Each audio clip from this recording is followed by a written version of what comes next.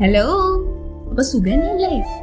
ഇത് ഞാൻ പറയുമ്പോൾ ചിലപ്പോ എനിക്ക് ഹേറ്റേഴ്സ് ഉണ്ടാവും, ചിലപ്പോ എനിക്ക് സപ്പോർട്ടേഴ്സും ഉണ്ടാവും.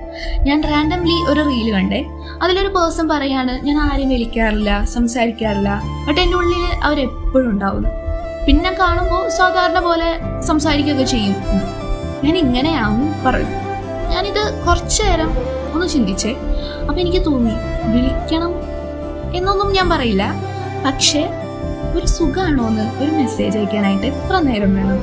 അങ്ങനെ ചെയ്യണത് കൊണ്ട് എന്താ സംഭവിക്കുന്നത് അവിടെ? ഞാൻ അങ്ങനെയാന്ന് പറഞ്ഞിരിക്കുന്ന ആ ഒരു സമയം ഉണ്ടെങ്കിൽ അയാൾക്ക് എന്തെങ്കിലും ഒരു കുട്ടി എഫേർട്ട് ഇടാനായിട്ട് കഴിയും.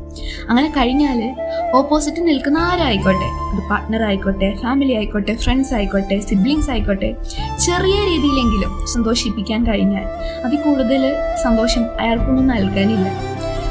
ഇന്ന് ഒരു പരിധിയിൽ കൂടുതൽ റിലേഷൻഷിപ്പ് ആയിക്കോട്ടെ, ഫ്രണ്ട്ഷിപ്പ് ആയിക്കോട്ടെ, ഫാമിലീസ് ആയിക്കോട്ടെ ബ്രേക്ക് ആവുന്നത് അവിടെ മനസ്സ് തുറന്ന് സംസാരിക്കാനായിട്ട് എഫേർട്ട് ഇട്ടാഞ്ഞിട്ട് തന്നെയാണ്. ഒന്ന് ആലോചിച്ച് നോക്കി, ചിലപ്പോൾ നിങ്ങളുടെ കുട്ടി എഫേർട്ട് കൊണ്ട് ആരെങ്കിലും സന്തോഷിപ്പിക്കാൻ കഴിഞ്ഞാൽ അതല്ല ഏറ്റവും നല്ലത്.